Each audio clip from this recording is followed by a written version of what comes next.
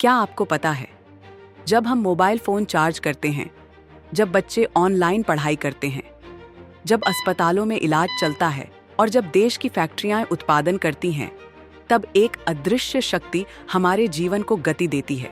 वो है बिजली। और आज भारत की 70% से अधिक बिजली कोयले से बनती है। यही कोयला हमारे विकास, रोजगार और आत्मनिर्भरता की रीढ़ है।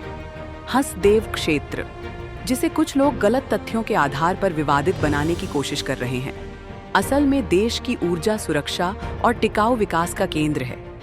खनन की स्वीकृति प्रक्रिया। हसदेव की खदान को साल 2012 में कांग्रेस की केंद्र सरकार से मंजूरी मिली थी। ग्रामीणों की ग्राम सभा, जन सुनवाई, वन विभाग की मंजूरी और पर्यावरणीय प्रभाव आकलन जैसे सभी कानूनी चरणों को पार करके ही यहां खनन की अनुमति दी गई। पर्यावरणीय संतुलन और वृक्षारोपण। विकास के साथ पर्यावरण को संतुलित रखना हमारी प्राथमिकता रही है।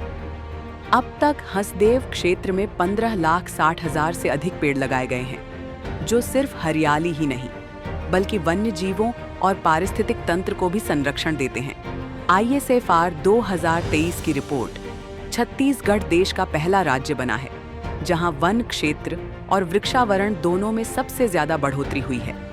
683.62 वर्ग किलोमीटर की वृक्ष वृद्धि, 348.57 वर्ग किलोमीटर वेरी डेंस फॉरेस्ट का इजाफा, यह साबित करता है कि खनन के साथ साथ हरियाली भी बढ़ रही है। आदिवासी विकास और अधिकार। हसदेव क्षेत्र में आदिवासी समुदायों को उनके अधिकार, स्वास्थ्य सेवाएं, महिला सशक्तिकरण, शिक्षा और सड़क जैसे बुनियादी ढांचे में व्यापक सुधार हुआ है। JFMCs, joint forest management committees के जरिए समुदाय खुद वृक्षारोपण और वन संरक्षण में भागीदारी कर रहा है। कोयला और देश की आर्थिक मजबूती। कोयला सिर्फ बिजली नहीं, बल्कि रोजगार, औद्योगिकरण, निवेश और अंततः रुपये की मजबूती से जुड़ा है। आज जब दुनिया ऊर्जा संकट से जूझ रही है, तब भारत अपने कोयला संसाधनों के माध्यम से आत्मनिर्भरता की दिशा में बढ़ रहा है। हसदेव न सिर्फ कोयले की खदान है, यह हरियाली, ऊर्जा, आत्मनिर्भरता और विकास का प्रतीक है। यहाँ का मॉडल दिखाता है कि किस तरह विकास और पर्यावरण एक साथ आगे बढ़ सकते हैं, जहाँ ऊर्जा भी हो, हरियाली भी हो और समान अवसर भी।